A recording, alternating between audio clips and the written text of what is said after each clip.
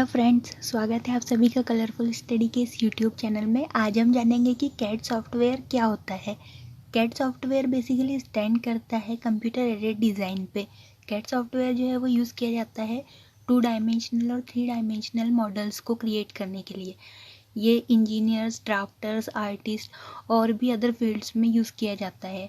अब इसका यूज़ क्या होता है या फिर हम कंप्यूटर सॉफ्टवेयर को यूज़ क्यों करते हैं, तो बेसिकली जो हमारा कंप्यूटर सॉफ्टवेयर होता है उसको हम लोग मॉडिफिकेशन, क्रिएशन, एनालिसिस और ऑप्टिमाइजेशन के लिए यूज़ करते हैं। ये इंक्लूड करता है कंप्यूटर जनरेशन को और उसका modification, graphic, image, video display, analysis, design, electronic storage. CAD का यूज़ इंजीनियर्स, ड्राफ्टर्स, आर्टिस्ट और बहुत सारी हर फील्ड में हम कैड का यूज़ कर सकते हैं।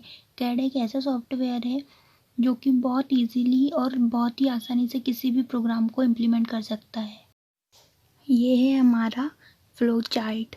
कंप्यूटर एडेड डिज़ाइन के लिए हमको कुछ स्टेप्स फॉलो करने होते हैं जिसके बाद में हम हमारे डिज़ाइन को इम्प्लीमेंट कर सकते हैं। तो इस फ्लो चार्ट में आपको दिख रहा है कि हमने सेवरल स्टेप्स फॉलो किए हैं ताकि हम कैड डिज़ाइन को इम्प्लीमेंट कर सकें। सबसे पहले आता है स्टार्ट करने के बाद में हमें जो भी पैरामीटर्स यूज़ करेंगे जिस भी प्रोजेक्ट को बनाने के लिए, तो उसके लिए हमें कुछ पैरामीटर्स की रिक्वायरमेंट होती है। पैरामीटर्स के लिए हमें पूरे पैरामीटर्स को और उसके स्पेसिफिकेशंस को रीड करना होता है। हम जानते हैं कि हमें अगर एक चाय भी बनाना होता है तो उसके लिए एक चाय पत्ती, शुगर, ये सारी चीज़ें जब हमारे पास में अवेलेबल होगी तो हमारी चाय टेस्टी बनेगी। स्टार्ट के बाद में हम लोग को पैरामीटर्स चाहिए होते हैं। हमें जो भी चीज़ डिज़ाइन करना होता है उसके कुछ स्पेसिफिक पैरामीटर्स होते हैं जिसकी कि हमें मोस्ट रिक्वायरमेंट होती है और उस पैरामीटर्स के स्पेसिफिकेशंस को हमें प्रॉपरली रीड करना होता है। स्पेसिफिकेशंस के बाद में हमारे पास में उसका एक इक्विवेलेंट सर्किट होना चाहिए। इक्विवेलेंट सर्किट से हम लोग उसकी जो परफॉर्मेंस है उसको एनालाइज कर पाएंगे। जैसे ही हमने सारे पैरामीटर्स को एनालाइज कर लिया और फिर उसकी परफॉर्मेंस को सेटिस्फाई कर दिया, उसके बाद में आता है हमारा स्पेसिफाइड कॉन्स्टेंट्स। अब कॉन्स्टेंट्स मतलब कि जो हमने पैरामीटर्स यूज़ किए हैं उसको मैक्सिमाइज़ या मिनिमाइज़ करना।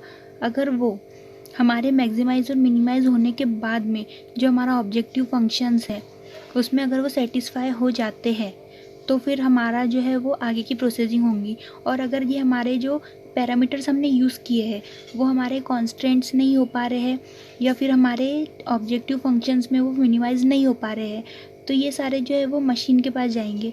तो यहाँ से हम लोग मशीन का डायमेंशंस और पैरामीटर जो भी हमारे कॉन्स्टेंट्स के लिए यूज़ नहीं हो पा रहे हैं तो हम उसको फिर से यहाँ पे भेजेंगे और फिर से हमारा जो सर्किट है वो एनालाइज करेगा कि हमारे जो डायमीटर्स थे या फिर जो परफॉर्मेंस थी सर्किट की या फिर वो हमें सेटिस्फाई नहीं हो रही है, तो फिर हम फिर से जो पैरामीटर्स है उनको चेंज करके और हम एनालाइज करेंगे सर्किट को और हमारी परफॉर्मेंस को चेंज करके फिर हम उसका डायमेंशंस चेंज करेंगे। तो इस तरीके से जो हमारे स्पेसिफाइड कॉन्स्टेंट्स है और जो हमारे ऑब्जेक्टिव फंक्शंस है ये हमारे सर्किट के लिए मेन रोल प्ले करते हैं। मतलब अगर हमारे स्पेसिफाइड कॉन्स्टेंट और ऑब्जेक्टिव फंक्शंस अगर सेटिस्फाई नहीं होंगे सर्किट में तो हम लोग इस चीज़ को यूज़ नहीं कर पाएंगे।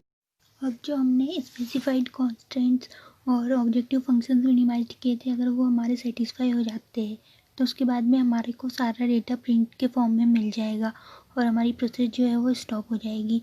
अगर जैसे ही हमारा जो परफॉर्मेंस एनालिसिस अगर हमारा मैच करता है हमारे फंक्शन से तो हमारा जो कॉन्स्टेंट्स है वो भी सेटिस्फाई हो जाएगा, जो हमारे ऑब्जेक्टिव फंक्शन है वो भी मिनिमाइज हो जाएंगे और हमारा डेटा जो है वो प्रिंट हो जाएगा और इसी तरह से ये प्रोसेस स्टॉप हो जाएगी। तो ये था हमारा फ्लो चार्ट।